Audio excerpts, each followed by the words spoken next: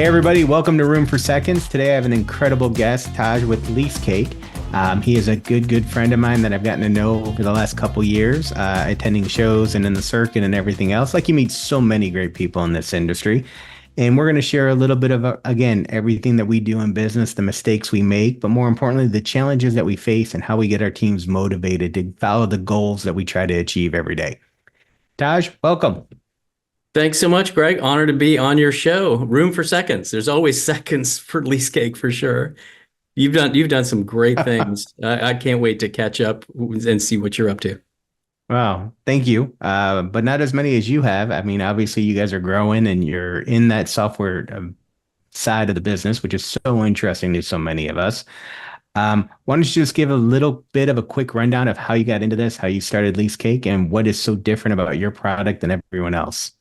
Oh, for sure. Yeah. So I was a CPA for a number of years, reluctantly got into the business, Big Four, spent a decade as an Imagineer at Disney. So I definitely have this kind of creative side, but certainly started on the finance side of the house. And I got involved with lots of amazing projects, business launches, left Disney after 10 years, joined a small tech company as an early hire. Google acquired the company after 13, 14 years.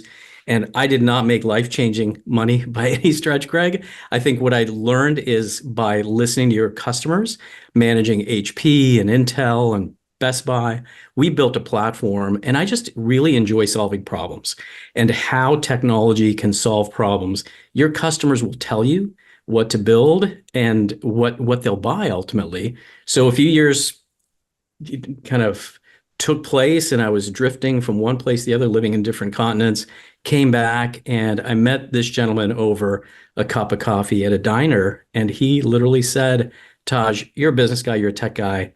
I'm losing track of stuff, renewal options, permits, licenses, vendor, lender compliance, vendor contracts. You've got to build an app. And I said, that's like the silliest idea I've ever heard. I said, here it is, it's 2017. What's wrong with Google, spreadsheets, Dropbox, QuickBooks? And he said, they're not connected. So be very careful when you share an idea with me, because I just started to run with it. I said, where is the app for that? There's got to be an easier way to manage your real estate, because the heart of every great restaurant, Greg, you know this, is a location, an awesome location, hopefully. And that location usually has a lease, right? 9 times out of 10. And from there, there's all sorts of risk that's buried in that real estate lease, taking these dates and dollars and putting them into a very easy to use platform.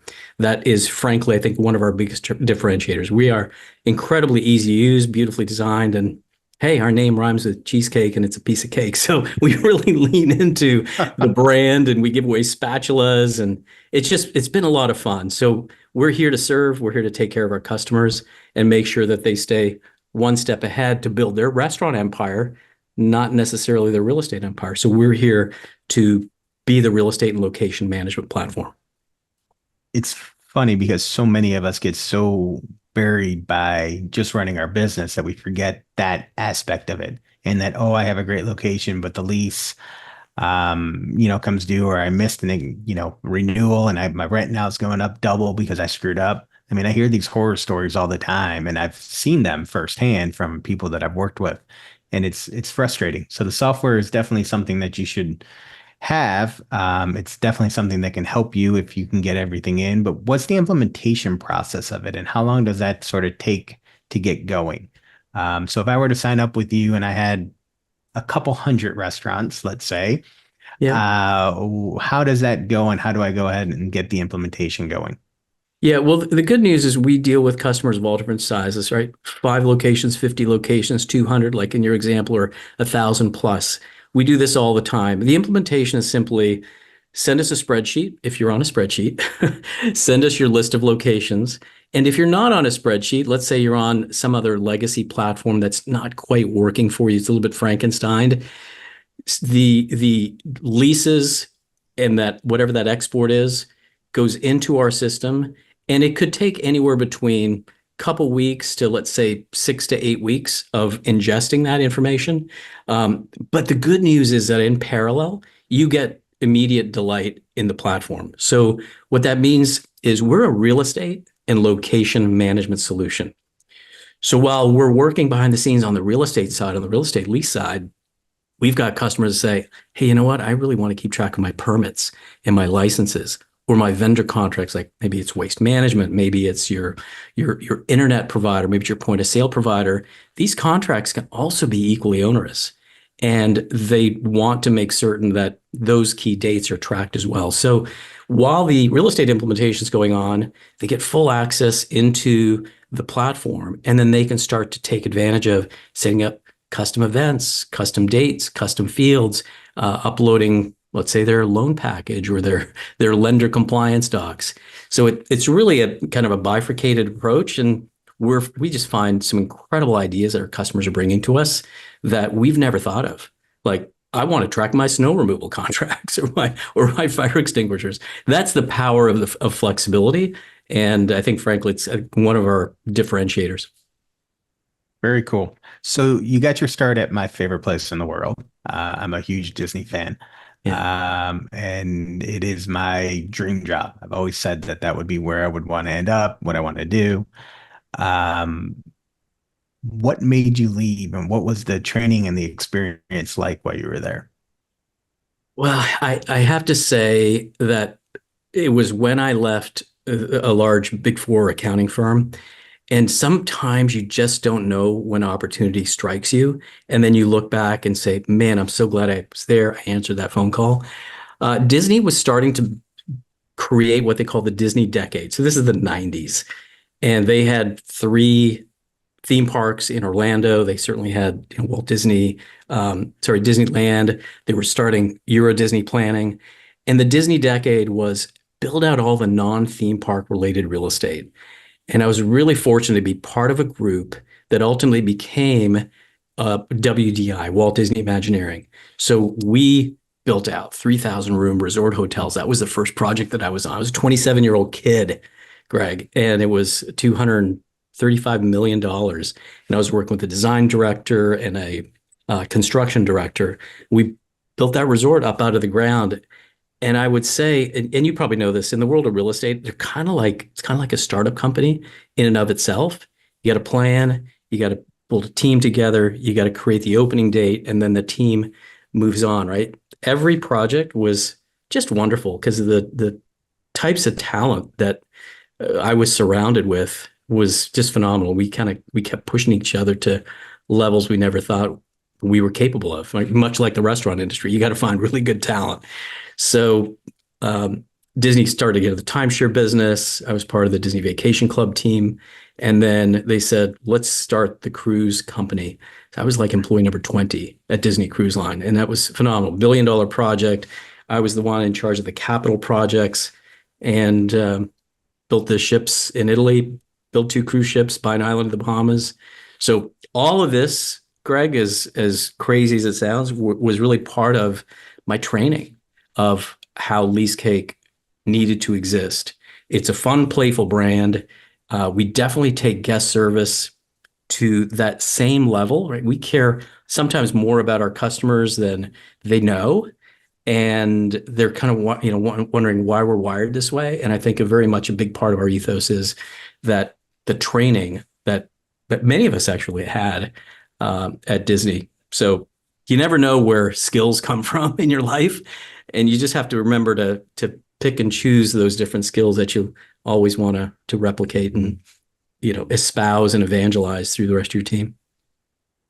It's amazing to me. You just casually said, built 2 cruise ships, but then threw in and bought an island. Like, no big deal. Bought an island. Oh my gosh. There's so many stories. Like we next time we get together, if you want to really do a deep dive, I can tell you so many stories about the people and the places. It's definitely been fun, but honestly, probably like you, right? You look back and you say, why am I here? Right? Why are you here at Craveworthy? What gave you all those skill sets? And I guarantee you it's the experiences you went through, right? Some wildly successful and some failures. Because I certainly had my share of failures, no question. So what was your biggest failure? I would say, man, sometimes I just run with an idea. And while Leasecake has been incredibly successful, I was working post the channel intelligence exit when Google acquired the company, I was kind of working to make rich people richer. I'm an idea guy. I'm a connector of random dots. And I think, frankly, I had to slow down and say, what am I doing? So lived in Europe, lived in Asia, Hong Kong, and then I came back and I said, I think I need to figure out what my next chapter is. And I learned way late in life what makes me happy. And what I love to do is, again, solving problems, building a culture that is all about the customer and ultimately sharing with the world a product that they've never before seen. There's a reason we're patented, as an example. I think we're probably the only newcomer, let's say, over the last 7 years that has a patent. And it's simply because our customers want to share Leasecake with their third-party service providers, their CPA firms, their lawyers, their lenders, their insurance brokers, their real estate brokers. And through this patent, the power of helping enable those teams to be more responsive to their customers, to their clients, is another facet of why we think we're onto something that's a little bit different. So it's I'm not here to be massively wealthy. Maybe it'll come, maybe it won't, but it doesn't matter. To me, I simply want to change how business is done. I think there's a ton of opportunity, and let's just have fun along the way. I'm Gregg Majewski, and I've been a multi-unit operator for 26 years. I know how great it feels owning the right franchise brand, but choosing the right franchisor feels even better. At Craveworthy Brands, our hospitality-driven culture sets us apart because we're invested in your success at every single stage of your journey. We're operators alongside you, paving the way forward to give you a head start on greatness. Start your franchise journey at craveworthybrands.com. When you get an idea, how do you go about pitching it to your team and getting them to buy in and then continue to work on it without giving up when it gets hard? Because that's always the toughest part in every company, especially at the startup stage. You have this idea, you're the crazy person sitting in the room saying, I'm going to go and do this, this, this, and this. And everybody looks at you and sort of goes, what the hell did you just say? That's where we're going. Um, You, how do you motivate your team to continue on your crazy idea and the development to get to where you know you need to go? yeah, you're a great interviewer because that's a very insightful question. I would say sometimes you have to show the way. A big part of our growth was we were selling to franchisees and then to franchisors. And now I think it's those companies that have the growth mindset, informing our team that we need to make certain that we educate where the money's coming from, private equity, venture capital. It's funding those, that kind of restaurant growth. So I can create a business case. I can pull together a team and walk them through it. And it's a matter of following how they digest information. Some go, oh my God, that's awesome. Some say, well, I'm not really sure. So I subscribe to kind of the yes and philosophy, as opposed to, no, we can't do this, or, well, we can do this, but I think a big part of the way that we're wired, certainly the way I'm wired, is we are not afraid of the art of the possible. We're not afraid of impossible. We always look for ways to come at solutions with diversity of thought and making certain that you got different opinions in the room together when you have an idea. My co-founder Dave Schrader, who's our chief product officer, I mean, he is very much on the polar opposite, but he asks questions, and the reason that he debates me on these initiatives is to make certain that we're thinking through all of the things that potentially could go wrong or opportunities to make it better. So certainly bringing different people into those conversations is absolutely key, right? You have to hire people smarter than yourselves, and it's the reason you've hired them. Bring them into the room. Yep, without a doubt. When you make hires, you gamble on them and you take risk. Um, Not all the risk always pay off. So when you're looking to bring someone in and they're not working or it's not the right fit, where you, in the culture base of what you're trying to do, how do you know when to pull it and get out of that relationship, or how do you know to go all in on somebody? What's sort of your what's the thing that goes off in your head when you know you found the winner that you want to go all in on, or someone that you have to cut quicker than you thought you were going to need to? Yeah, that's an interesting one. I tell you, probably the most important part of any new idea getting a startup off the ground is to get the right person in the right seat as fast as possible. And it's hard to do. So make certain that you spend time really understanding what makes them tick. One of my questions is what makes you jump out of bed in the morning? What makes you different than anyone else that we're hiring for? Why do you want to work here?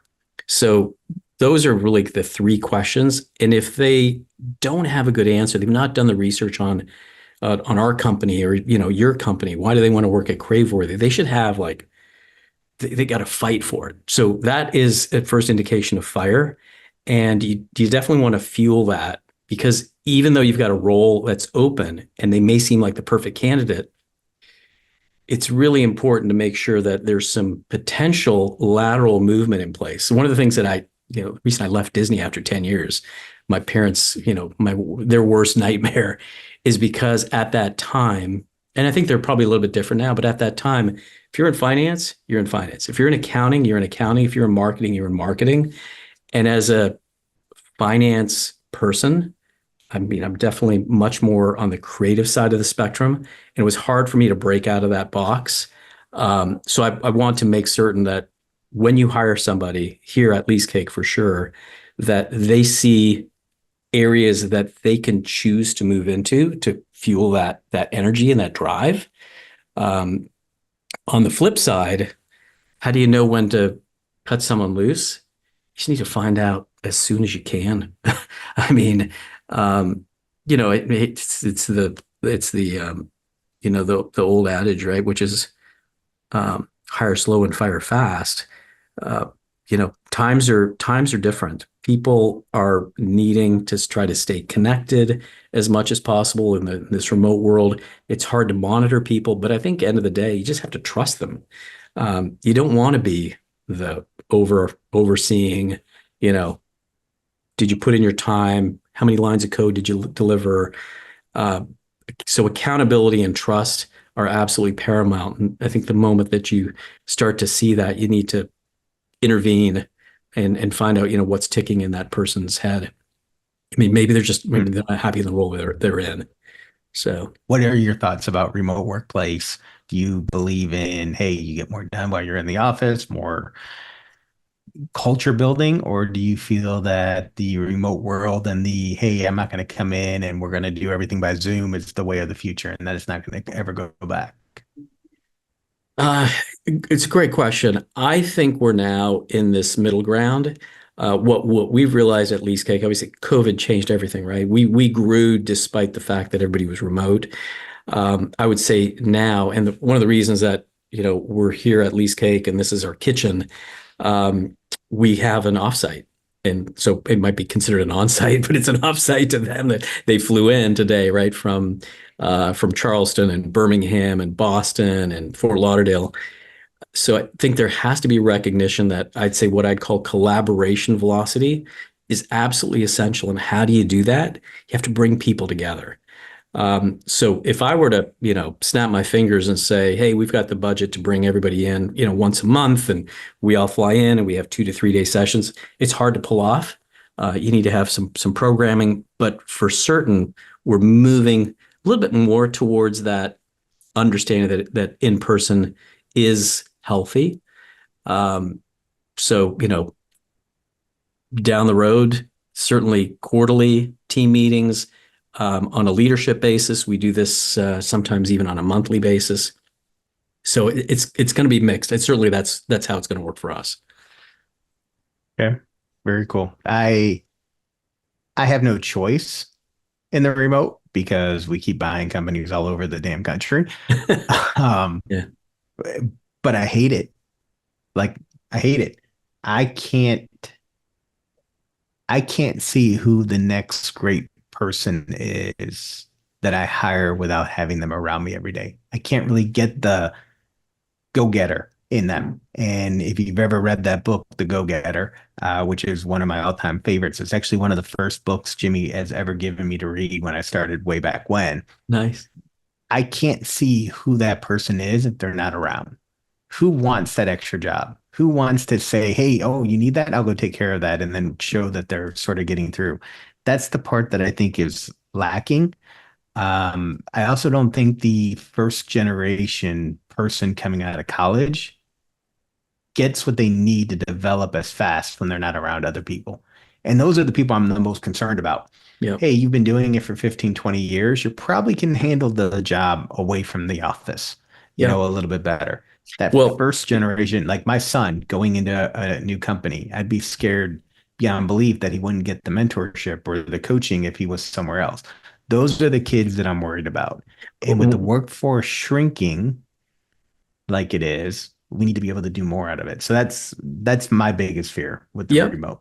I agree with you. And I think, especially as it relates to those students that were going to college or doing whatever they could through COVID, they weren't exposed socially. They didn't have opportunities as much to collaborate. And then suddenly they go, "Oh, I'm in the workforce now, and hey, I got this great job, Dad, and it's going to be remote." And you're right. I would not be a fan. You need to have in person. The sooner you do that, the better. Understand that organization and the Yeah. company and the people. I mean, I look at it as even your first job is your social life. It is, even though that's what made that first job so cool. And why we all think of it the way we do is because they became your friends, even though they weren't supposed to be, maybe, but they became your friends and they lack that. Um, and that's the generation that I'm most concerned about with the remote. As I said, it's going to be painful. We'll see Yeah, what ends up happening. yeah.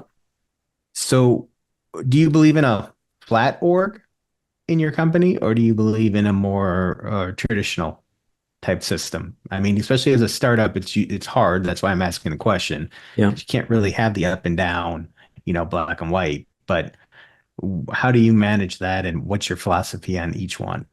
I would say that whether it's called a flat org or a matrix organization, those are the kinds of orgs that I found have been the most successful. And to some extent, that's what we had at Disney. However, it goes back to hiring the best, most capable talent that you can. And if you hire them, there should be opportunities for you to collaborate and skip levels, go into different groups and say, "Hey, this is what I'm doing. This is the team I'm pulling together."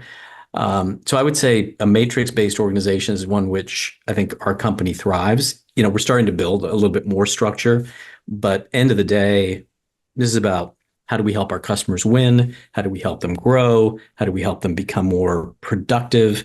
And there's nothing that's going to stop us from that, right? It's not like, oh, chain of command before we answer this challenge that one of our customers has brought to us or a prospect has brought to us.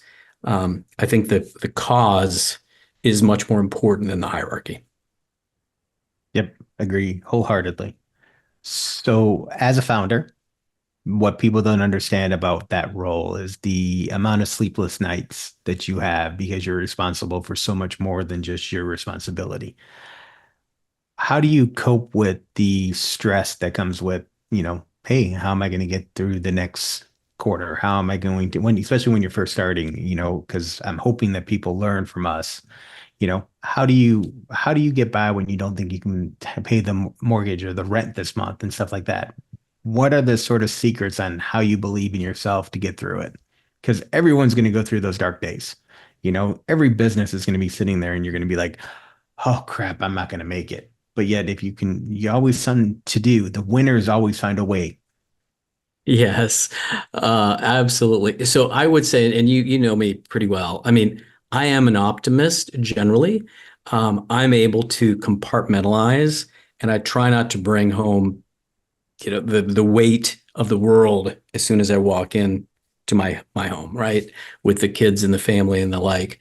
Um, I think just being able to trust in yourself, and you can't do this alone. Number one, even though you're the only founder, and some would say it's a little bit lonely at the top, you have to make certain that you've got a really good network of people that you can either bounce ideas off of, commiserate, or find other opportunities, other avenues upon which to solve that problem.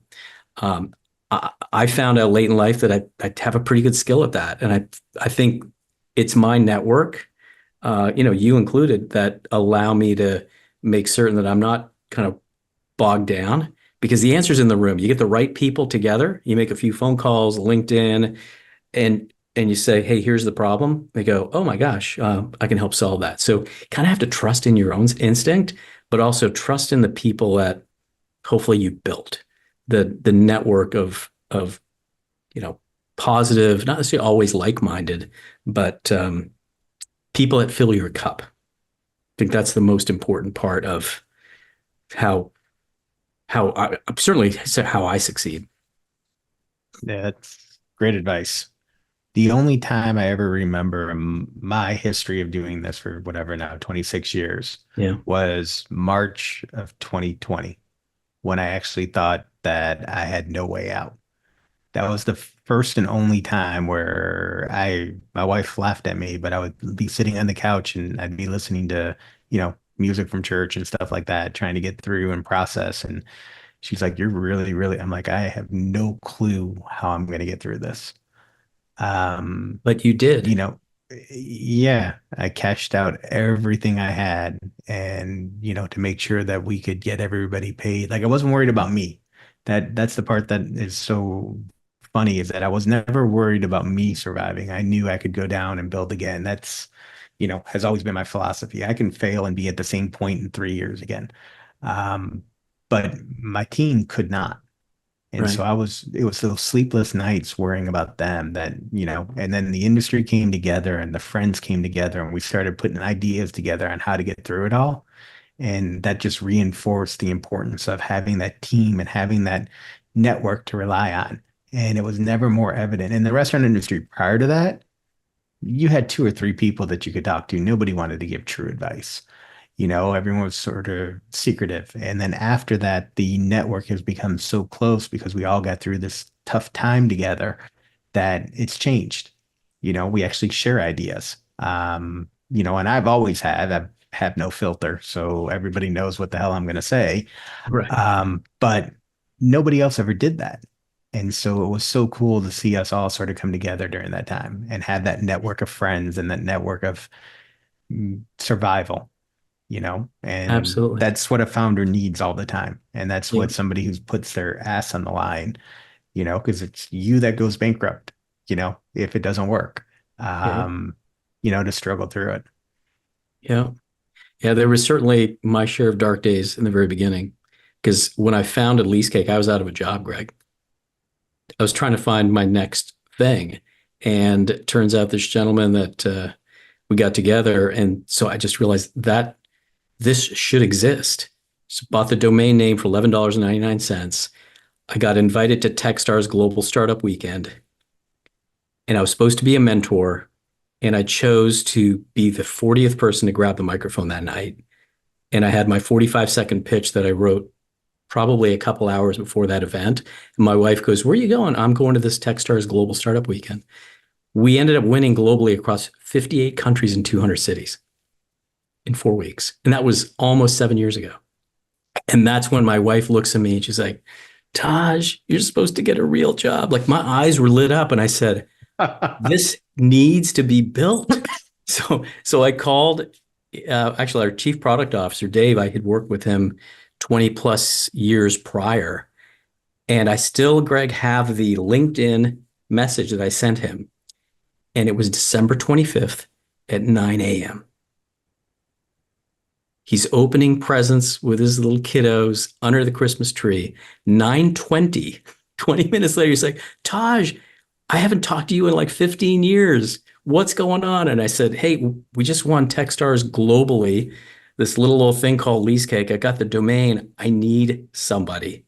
And so again, network, opportunity, and then, you just kind of trust that let's get a band back together. That is what makes entrepreneurial so special.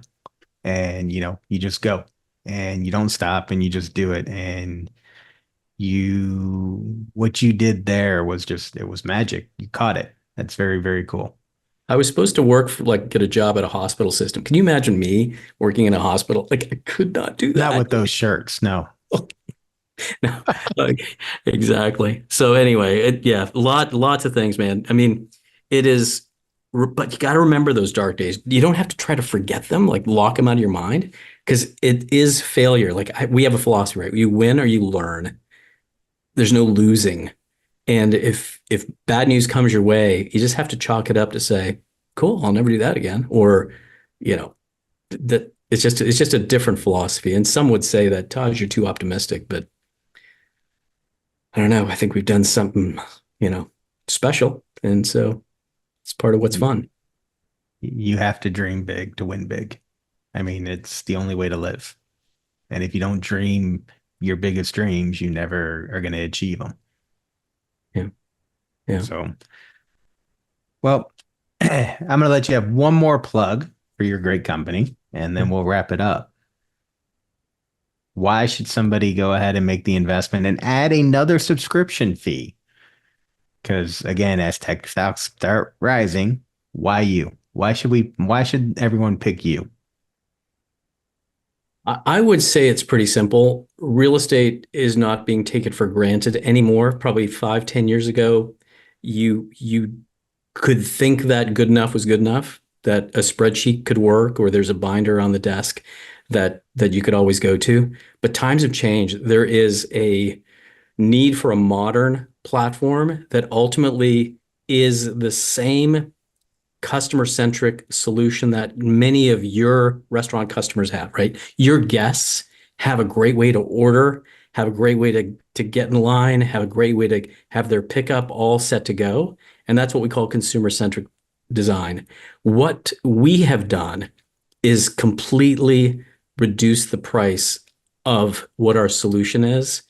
And frankly, it's solving the problem of making certain that you've reduced your real estate risk. You never want to miss a renewal option.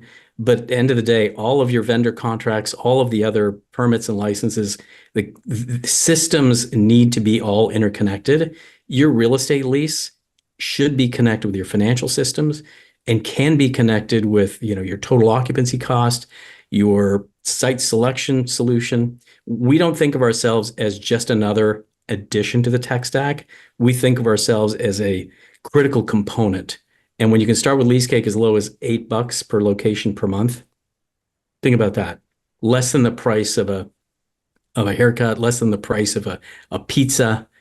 This is how we're transforming the industry. That's Making sure amazing. that easy to use, affordable. It's like good, fast, cheap, right? There used to be just pick two. Well, good, fast, and affordable is what's wired us. And I think, frankly, that's why we've got tens of thousands of brands and large PE companies that have endorsed us. So we're really proud of what we've accomplished. And you definitely should be. You've built an amazing company in a short amount of time. So everybody, I want to thank Taj for another great episode and being a guest today on Room for Seconds. I absolutely love having people that have the story and the passion on what they do every day. And him and his company are exceptional. If you need to check it out or have any information about it, where can they go to find you? Leasecake.com. So sign up, only $8 a location. A little bit more than the $6 pizza from Little Caesars, but close enough. Taj, thank you very, very much. And I look forward to having you again. Thank you, Greg. It was a joy. Hey viewers, thanks again for supporting Room for Seconds. If you found this episode inspiring, interesting, or any bit informative, please hit that little subscribe button down at the bottom so you never miss an episode.